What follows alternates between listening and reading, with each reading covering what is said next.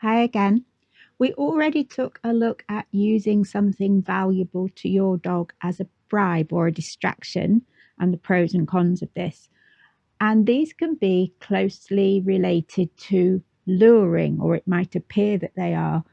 But in fact, luring is something quite different and it does have quite a useful role at times when it comes to training. So let's take a look at luring now.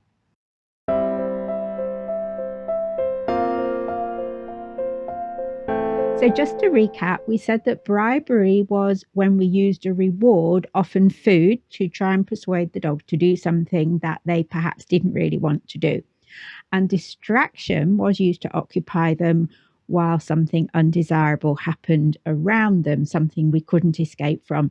And I put a link to those videos in the comments if you'd like to have a look. So whereas bribery and distraction tend to be used perhaps in desperation to deal with difficult situations, luring is used in the context of training to teach your dog a new behavior.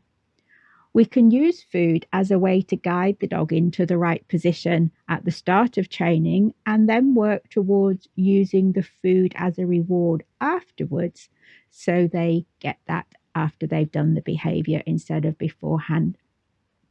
So a good example of this is using food to lure your dog into a down position. The dog is following your hand because there's food in your hand. And initially, they don't know what you want them to do, but by following that tasty treat in your hand, they get into the position and then receive the treat as a reward.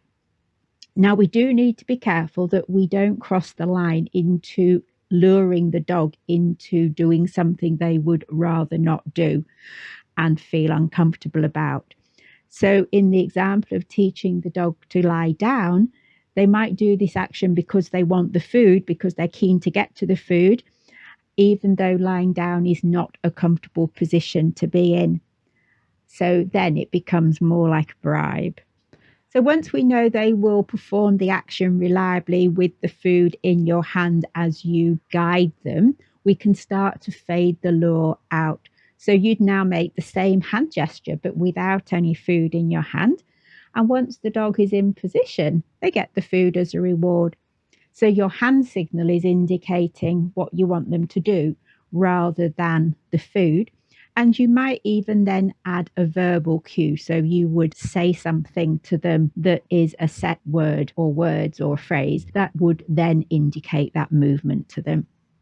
So in the example of Floppy here, getting out of the car or into the car, currently, if he doesn't fancy jumping in, I toss treats into the back of the seat and he jumps in to get them. The next step would be to point or to make the tossing hand gesture without any food and then give him some food once he's in. I could then add some words such as in you get, which he will know in the future means that I want to get him in the car. In you go.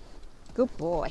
Well done, that Flopper. Now, currently with Floppy, this is a work in progress and his response varies depending on how distracted he is by the environment. It works better at the end of the walk than at the start because he's quite alert when we come out of the house and he's too alert to respond to that cue to get in the car at the beginning. However, at the end of the walk, he's much more likely to respond to the hand gesture or the words than he is to need the food to go in there first because he's a bit more relaxed in that location and also having had the exercise. So it's quite common to find this because everything for dogs and people for that matter is a balance between the relative value of the different things. And am I more important to him than scanning his environment to look for possible threats? Not at the start of the walk. But am I more important to him at the end of the walk once he feels calmer? Yes, quite often, unless, of course, there's a pesky squirrel around at that point, and then we're still in our work in progress mode. So in summary, luring and then rewarding the dog can be a good way to put a behaviour onto a cue or even just onto a hand gesture. And it builds on something the dog might do anyway.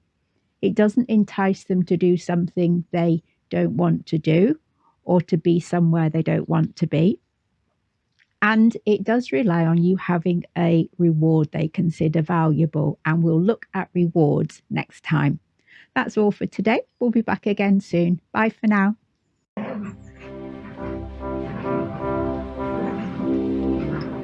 Okay, so we're going to do this video when those two have finished playing silly buggers. Are we? We're going to sit down. You are? Oh, yeah, I'm going to sit down. Okay, have you checked if your head is in the shop? Jim's having a bit of a silly now. Uh-oh. Jim's got...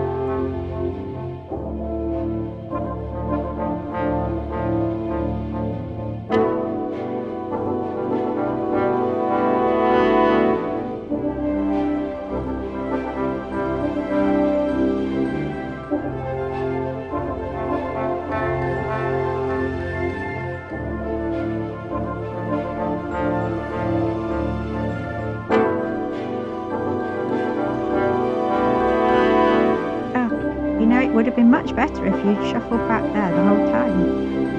Good. What are you doing? Put your nose. Self down. There's a good boy. Okay.